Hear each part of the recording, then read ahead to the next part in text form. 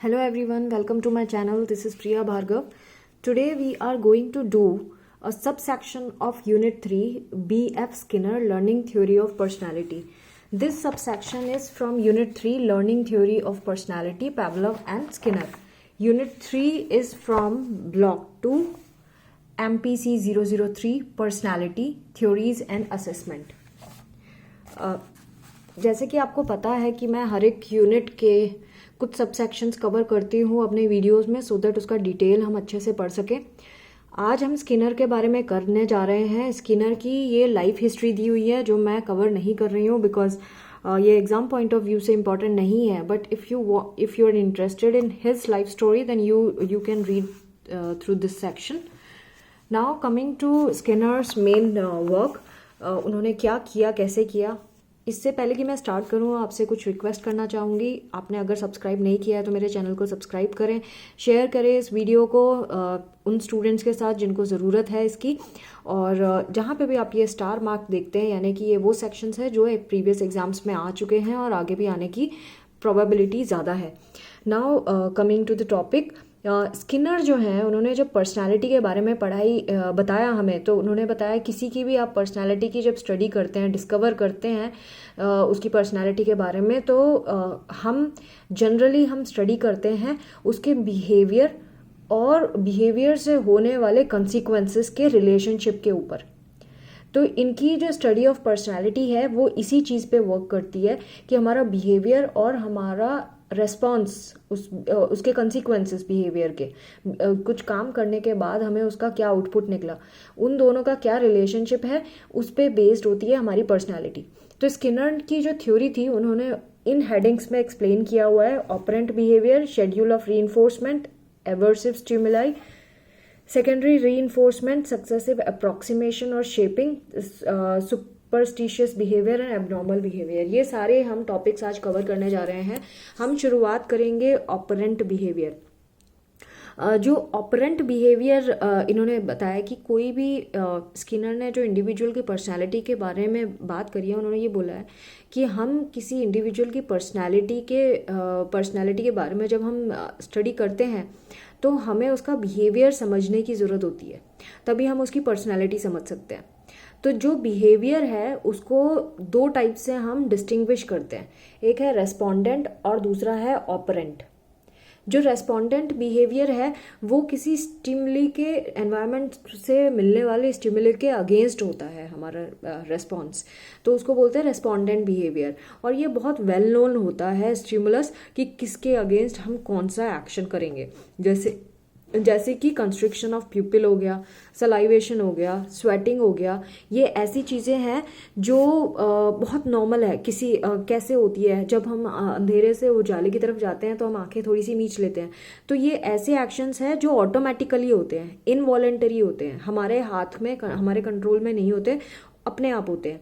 तो उन रिएक्शंस को, उन रेस्पॉन्सेस को जो स्टिमुलस के अगेंस्ट हो रहे हैं और इनवॉलेंटरी या ऑटोमेटिक हो रहे हैं, उनको हम इस कैटेगरी में डालते हैं, रेस्पोंडेंट बिहेवियर में डालते हैं। स्वेटिंग होना, स्वेटिंग भी हमारे हाथ में नहीं है, तो ऐसी चीज़ें। दूसरा है ऑपरेंट बिहेवियर। ऑपरेंट बिहेवियर वो होता है जिसमें स्टिमुलस का पता नहीं होता, एनवायरनमेंट के कौन सा स्टिमुलस की वजह से हमने वैसा रिएक्ट किया है, वैसा बिहेवियर शो किया है, और बहुत डिफ़िकल्ट होता है आइडेंटिफाई करना इसका स्टिमुलस। तो जो बिहेवियर परफॉर्म करता है कोई इंडिविजुअल वो वॉलंटरी होता है, और जो ह्यूमन बिहेवियर है वो प्रीडोमिनेंटली ऑपरेंट बिहेवियर ही होता है। तो जो ऑपरेंट बिहेवियर है, ऑपरेंट रेस्पॉन्सेज होते हैं, ये एक बहुत मुश्किल होता है फाइंड आउट करना कि बेसिकली स्टिमुलस कौन सा है, और ये बहुत स्पॉन्टेनियस एंड वॉलंटरी होते हैं। जैसे मैंने बताया, स्पॉन्टेनियस मतलब एकदम से हो जाते हैं, और वॉलंटरी मतलब हम चाहकर, जानबूझकर करते हैं ये एक्टिविटी। इनकी जो फ्रीक्वेंसी है ये डिपेंड करती है कि रीइंफोर्समेंट कैसा है, कि हमें रेस्पॉन्स करने से मिल क्या रहा है, और उसकी स्ट्रेंथ भी इसी पे डिपेंड करती है कि हम कैसे रेस्पॉन्ड कर रहे हैं किसी स्टिमुलस के अगेंस्ट। तो नाउ कमिंग टू क्या आगे जो ऑपरेंट कंडीशनिंग है इसका क्या मतलब है। ऑपरेंट कंडीशनिंग वो कंडीशनिंग होती है जहाँ पे हमारा जो रेस्पॉन्स है वो रीइंफोर्सर पे डिपेंड करता है, रीइंफोर्सर के ऊपर उससे एसोसिएटेड है रादर स्टिमुलस से। मतलब स्टिमुलस अगर हमें मिलेगा तो हम शायद ढंग से हम रेस्पॉन्ड ना करें, लेकिन अगर हमें ये पता है कि स्टिमुलस मिलने के बाद जो हम रेस्पॉन्ड कर रहे हैं और उससे हमें रीइंफोर्समेंट मिल रहा है, तो हम वो एक्शन बार बार करेंगे। तो इसका मतलब ये है कि रेस्पॉन्स जो है वो रीइंफोर्सर पे डिपेंड करता है रादर स्टिमुलस पे। इसको प्रूव करने के लिए स्किनर ने एक एक्सपेरिमेंट किया था।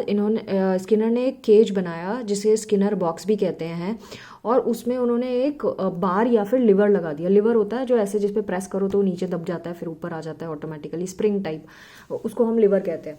तो इन्होंने केज में एक रैट को डाला जो रेंडमली इधर उधर बाउंस बैक कर रहा है, इधर उधर घूम रहा है, उछल कूद रहा है।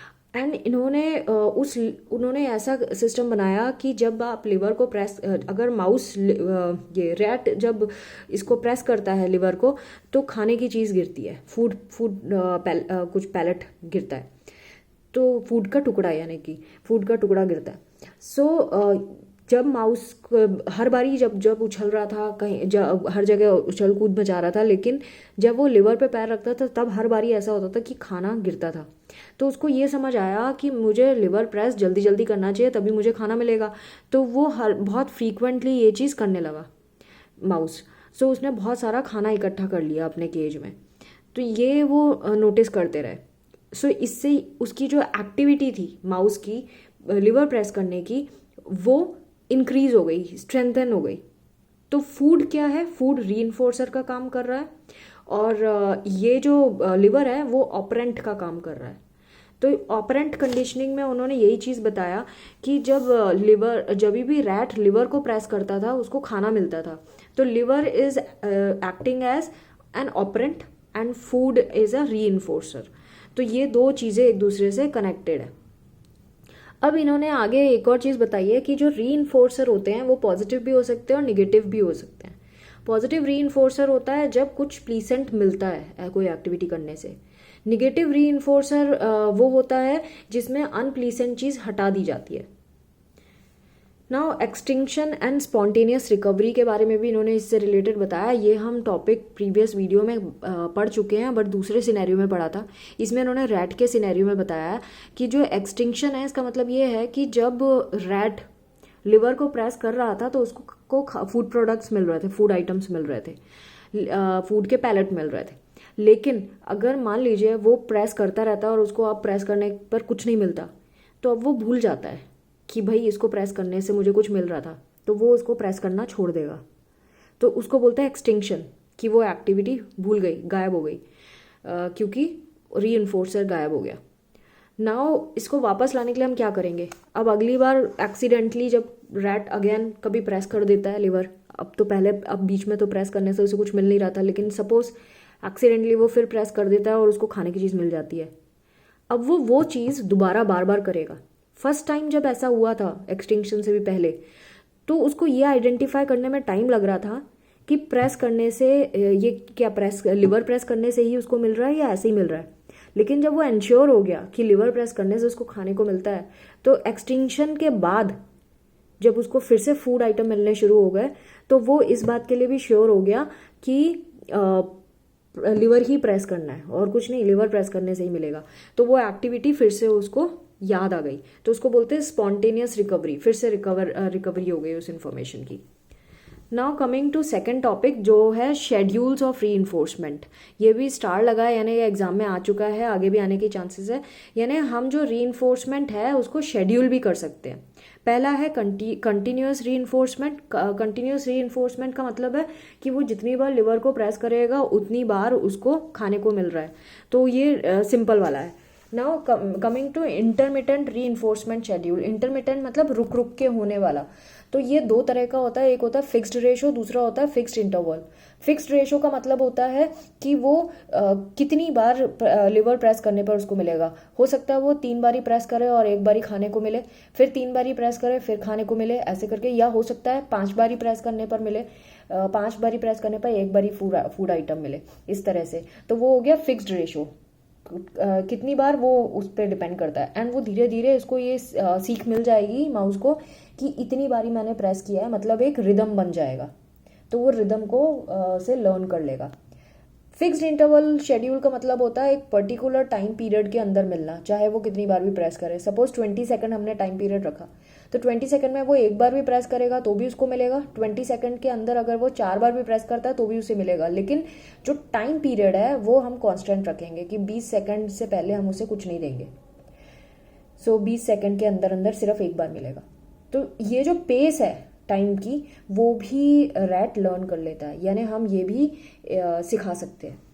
Now variable ratios and variable schedules, इसमें क्या होता है? वेरिएबल रेशियो मतलब कि पहली बार तो उसको 3 बारी प्रेस करने पर मिला, दूसरी बारी हम 10 बारी प्रेस करने पर देंगे, तीसरी बारी हम एक बारी प्रेस करने के लिए देंगे। ऐसे करके हम रैंडम रेशियोज बना लेंगे एंड कोई कंसिस्टेंट रेशियो नहीं होगा, क्योंकि रेशियोज वेरी कर रहे हैं, इसीलिए बार बार बदल रहे हैं, इसीलिए हम वेरिएबल रेशियो नाम दे रहे हैं इसको। वेरिएबल शेड्यूल का मतलब होता है कि पहले हमने 20 सेकंड में खाने के लिए दिया, फिर हमने 5 सेकंड में दे दिया, फिर हमने 35 सेकंड में दे दिया। तो जब हमने टाइम का शेड्यूल वेरिएबल इंटरवल किया, interval schedule, variable interval schedule, इस पे पेस नहीं कर पाया रैट। इस पे पेस करना रैट के लिए मुश्किल हो गया। सो ये हमने इस मेथड से सीखा। Now coming to aversive stimuli. Aversive stimuli में भी स्टार लगा है ना, ये भी टॉपिक इंपॉर्टेंट है, एग्जाम में आ चुका है, आगे भी आएगा।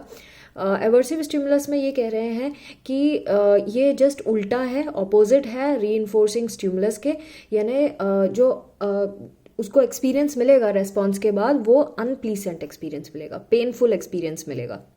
तो वो जो प्रोबेबिलिटी है वो बिहेव करने की वो ऑटोमेटिकली कम हो जाएगी। जैसे कि हम बच्चों को सिखाते हैं, बच्चे ने कुछ गलती कर दी और हम नहीं चाहते कि वो आगे दोहराए, तो हम उसको डांट देते हैं या पीट देते हैं या किसी और तरीके से पनिश कर देते हैं, तो वो बच्चा वो गलती करना कम करता रहता है, उसके बाद बंद कर देता है। रैट के साथ भी ऐसे ही हुआ। रैट के साथ क्या किया, लिवर पे हमने करंट शॉक देना शुरू कर दिया, तो वो अब लिवर को प्रेस नहीं करेगा क्योंकि उसको शॉक लगता है। This is unpleasant. तो ये चीज़ें करी जा सकती है, पनिशमेंट दे के और सुधारा जा सकता है। लेकिन जो स्किनर है, स्किनर इस चीज़ के अगेंस्ट है एवर्सिव स्टिमुली के, क्योंकि वो ये कहते हैं कि जब तक कि हम उस एक्टिविटी का रूट कॉज नहीं ख़त्म कर देते तब तक ये ऐसा होता रहेगा। वो दोबारा लौट के एक्टिविटी वापस आ जाएगी, क्योंकि वो उसके अंदर मन में उसका कॉज ख़त्म नहीं किया हमने कि वो एक्टिविटी बंदा करता क्यों है। तो अगर हम एवर्सिव स्टिमुलस जब तक देते रहेंगे तब तक तो ठीक है, लेकिन जैसे ही हम एवर्सिव स्टिमुलस बंद कर देंगे, यानी पनिश करना बंद कर देंगे, वो जो हिडन चीज़ है माइंड में, हिडन रीइंफोर्सर, वो फिर से आ जाएगा। इसको बोलते हैं कवर्ड अप होना। तो वो बाहर आ जाएगा और वो बच्चा दोबारा वो एक्टिविटी करने लगेगा, मौके पे चौका लगाएगा। Now coming to secondary reinforcement. Secondary reinforcement का मतलब होता है जब एक न्यूट्रल स्टिमुलस को हम उस टाइम पे प्रेजेंट करते हैं जब एक्चुअल रीइंफोर्समेंट मिल रहा होता है। तो जब न्यूट्रल स्टिमुलस में वो एबिलिटी आ जाती है, रीइंफोर्सिंग एबिलिटी आ जाती है, तो हम उसको सेकेंडरी रीइंफोर्समेंट कहते हैं। मैं इसको अच्छे से एक्सप्लेन करती हूँ। जैसे कि माउस के केस लेते, क्योंकि माउस का केस आप पढ़ते आ रहे हैं, आपको ईजी लगेगा वो। जब हमने लिवर प्रेस करवाया तो उस टाइम पे हमने एक बेल भी, एक क्लिक की आवाज़ कर दी। जैसे ही उसको खाने की चीज़ मिलती थी क्लिक की आवाज़ हो जाती थी। तो माउस के दिमाग में ये बैठ गया कि जब भी उसको खाने की चीज़ मिलती है साथ में क्लिक की आवाज़ होती है। तो क्लिक साउंड जो है वो न्यूट्रल स्टिमुलस है, और जो फूड है वो तो नेचुरल है, नेचुरली मिलने वाला रीइंफोर्सर है, ओरिजिनल रीइंफोर्सर फूड है। तो जब ओरिजिनल रीइंफोर्सर हम हटा देते हैं और न्यूट्रल रीइंफोर्सर यानी कि क्लिक की साउंड रखे रहते हैं, तो वो एक सेकेंडरी रीइंफोर्सर का काम करता है। यानी क्लिक की आवाज़ से भी उसको यही लगेगा कि रीइंफोर्समेंट मिल गया। So this is called secondary reinforcement. इन्होंने ये चीज़ बताई है। जो ह्यूमन बिहेवियर है उसमें इस चीज़ का सेकेंडरी इन्फोर्सर का बहुत इंपॉर्टेंस है, इन्होंने बताया। जैसे कि मैं आपको एक एग्जांपल बताऊं, हमारी जो बेसिक नीड्स है वो क्या है, फूड, वाटर, तो रोटी कपड़ा मकान। तो अगर हम डायरेक्टली भी हमें रोटी कपड़ा मकान नहीं देते और हमें मनी को हम सेकेंडरी रीइंफोर्सर मान सकते हैं, क्योंकि हमें मालूम है कि अगर हमारे पास मनी है तो हम ये तीनों चीज़ें ले सकते हैं। तो money will act as a secondary reinforcer, जिसकी हेल्प से हम रोटी कपड़ा मकान ले सकते हैं। So this is what they have given us an example. Now coming to successive approximation और shaping. सक्सेसिव अप्रॉक्सीमेशन को शेपिंग भी कहते हैं. इसका मतलब किसी बिहेवियर में डालना, किसी चीज़ को, किसी को ट्रेन करना किसी पर्टिकुलर बिहेवियर के लिए. तो इसमें हम क्या करते हैं कि एक बंदे को ऐसा बिहेवियर में रीइंफोर्स करवाते हैं, उस बिहेवियर एक ऐसे बिहेवियर में इन्वॉल्व कराते हैं, आई वुड से ऐसा बिहेवियर सिखाते हैं जो उस बिहेवियर के काफ़ी नज़दीक है जो हम एक्चुअली चाहते हैं कि ये वाला बच्चा या ये वाला स्टूडेंट करे. हम किसी बच्चे को डिसिप्लिन बनाना चाहते हैं, तो हम एकदम से उसको उस सिचुएशन में नहीं ला सकते कि भाई तुम तो ये करोगे, कंपल नहीं कर सकते क्योंकि वो बच्चा भूल जाएगा. हम धीरे धीरे उसको ट्रेन करेंगे. पहले हम पार्शियली उसको वो अचीव करवाएंगे, फिर थोड़ा सा और टुवर्ड्स दी रिक्वायर्ड बिहेवियर करवाएंगे, एंड देन धीरे धीरे कर करके हम उसको रिक्वायर्ड बिहेवियर जो है वहाँ तक पहुँचा देंगे. तो हम उसको जब ऐसा करवाएंगे तो हम धीरे धीरे रीइंफोर्समेंट के थ्रू करवाएंगे, उसको शाबाशी देंगे, उसको प्राइज़ देंगे, तो वो एक्टिविटी करने लगेगा. जब वो हैबिचुअल हो जाएगा वो पार्शियल एक्टिविटी करने में, तो हम उसको फुल एक्टिविटी करने की तरफ जोर देंगे. तो दिस इज़ कॉल्ड शेपिंग. तो किस तरह से हम न्यू चीज़ें सिखा सकते हैं. ये एनिमल्स के साथ भी होता है. एनिमल्स को पहले 2 पैरों में खड़ा होना सिखाते हैं, या फिर उनको कोई और चीज़, कोई और ट्रेनिंग देनी है तो वैसा जंप करवाना, एक सर्कल के बीच से दौड़ लगा के निकल जाना, तो वो भी हम धीरे धीरे सिखाते हैं. तो step by step process is called shaping. Now superstitious behaviour. Superstitious behaviour बहुत कॉमन है. अब सुपरस्टिशियस बिहेवियर का मतलब ये है कि कोई रिलेशनशिप नहीं होगा रीइंफोर्सर एंड रेस्पॉन्स के बीच में, लेकिन फिर भी वो एग्जिस्ट करेगा, तो उसको हम सुपरस्टिशियस बिहेवियर कहते हैं. जैसे कि वो एक इंडिया में बहुत कॉमन है कि अगर कोई इंपॉर्टेंट काम करने जा रहे हो और रास्ते से काली बिल्ली रास्ता काट जाए तो काम खराब होता है. तो ये धारणा बनी कैसे? किसी के साथ एक बार ही ऐसा हो गया होगा, तो वो एक्सीडेंटली ये मानने लगता है कि भाई ऐसा होने से काम खराब होता है. अब चाहे वो फिर उसको कोई रिलेशन नहीं है बिल्ली का, बेचारा वो जानवर, उसको क्या पता कि वो कहाँ से निकल रहा था और किसके रास्ते में आ गया, वो तो बेचारा जा रहा था जानवर. एंड आपने एक धारणा बना ली अपने अंदर, एक बिलीफ सिस्टम पैदा कर लिया कि ऐसा होता है. ऐसे ही ट्राइबल्स का होता है. इंडियन ट्राइबल्स में बताया कि जो डांस करने पर, एक पर्टिकुलर डांस करने से एक आध बार कभी रेन हो गई होगी, तो उनको लगा कि भाई ऐसा डांस करने से बारिश होती है, तो वो हर बार वही वाला डांस करते हैं, वही सेम चीज़ फॉलो करते हैं. तो this is superstitious behaviour where two things are not connected at all. There is no relationship between the response and the reinforcer, but still they do it because they have made a belief system. अपने अंदर एक belief system बना लिया है, that is why. तो ये इसको बोलते हैं सुपरस्टिशन बिहेवियर. तो ये बहुत सारा आप एग्जांपल दे सकते हैं, जितने भी आपको सुपरस्टिशन के आते हैं सारे आप डाल सकते हो उसमें. Now coming to abnormal behaviour. Abnormal behaviour में स्किनर कहते हैं कि जो abnormal behaviour ego, super ego, फिर आइडेंटिटी क्राइसिस, रिप्रेस्ड विशेस, ये सारी एबनॉर्मल बिहेवियर नहीं मानते. ये उनको अपील नहीं करता था इन चीज़ों को, एबनॉर्मल बिहेवियर को एक्सप्लेन करना.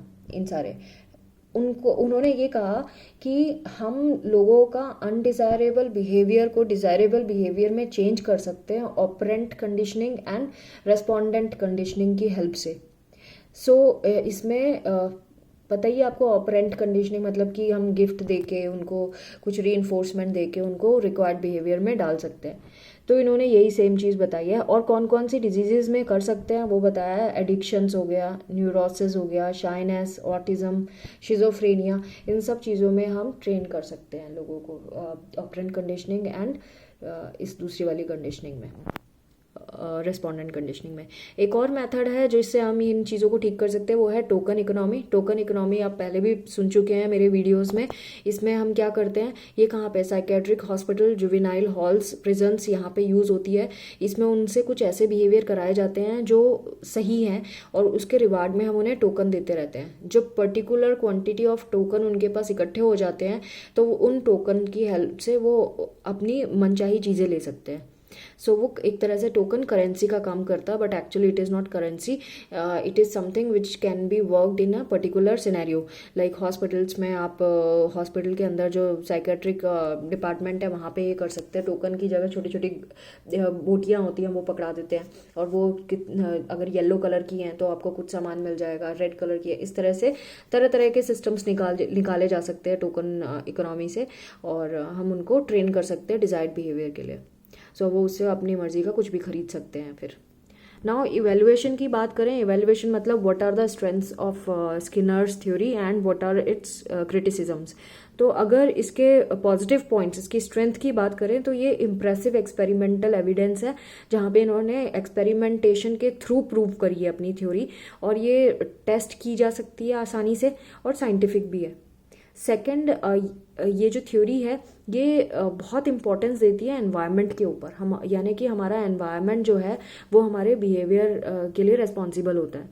थर्ड, इसकी थेरापेटिक एप्लीकेशन कहाँ कहाँ साइकोथेरापिस्ट इसको यूज़ करते हैं, ऑपरेंट कंडीशनिंग के प्रिंसिपल को यूज़ करते हैं बिहेवियर प्रॉब्लम्स में, तो यहाँ पे यूज़ की जा सकती है। नाउ क्रिटिसिज्म की बात करें, इसमें गलतियाँ क्या नज़र आती हैं, क्या कमियाँ हैं, उसके बारे में बात करें तो ये जो इन्होंने बिहेवियर और बिहेवियर चेंज को एक्सप्लेन किया है, तो ये कॉम्प्रीहेंसिव थ्योरी नहीं मानी गई है पर्सनैलिटी की। जो इन्होंने बायोलॉजिकल, सेकंड पॉइंट है, इन्होंने बायोलॉजिकल फैक्टर्स को इग्नोर कर दिया, यानी कि हर एक इंसान यूनिक होता है क्योंकि वो अपने जीन्स डिफरेंट कैरी करता है, वो भी रेस्पॉन्सिबल है पर्सनैलिटी का, वो इन्होंने नहीं बताया। फिर इन डेप्थ स्टडी की कमी रह गई इसमें, जो असेसमेंट टेस्ट होते हैं वो इन्होंने कुछ नहीं बताए लर्निंग पर्सपेक्टिव के उससे हिसाब से। स्किनर की ये यहाँ पे है ना, ये सेम चीज़ रिपीट की गई है, पीछे तो मैंने ये वाला पोर्शन कट किया हुआ है, रिपीटिशन है।